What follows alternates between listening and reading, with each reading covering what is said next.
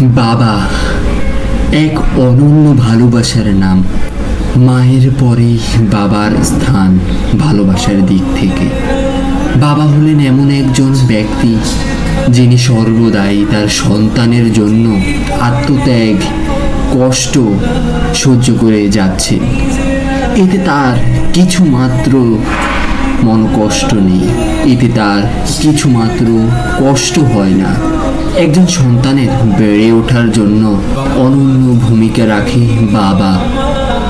বাবা হলেন সেই ব্যক্তি যিনি নিজের ভালোর দিকে না তাকিয়ে শুধুমাত্র তার সন্তানদের জন্য অক্লান্ত পরিশ্রম করে যাচ্ছেন। বাবা হলেন এক আত্মত্যাগের প্রতিমূর্তি। তিনি প্রতিনিয়তই তার সন্তানের জন্য আত্মত্যাগ করে যাচ্ছেন, অর্থাৎ নিজের জন্য একটিবার মাত্র না ভেবে যে ব্যক্তিটি সর্বদাই তার সন্তানের উন্নতির জন্য, তার সন্তানের ভালোর জন্য এবং একই সাথে তার পরিবারের সকলের ভালোর জন্য কাজ করে যাচ্ছেন অনবরত, তিনি হলেন বাবা। বাবা হলেন সেই ব্যক্তি যিনি একই সাথে একজন দায়িত্বশীল এবং একই সাথে একজন বন্ধু।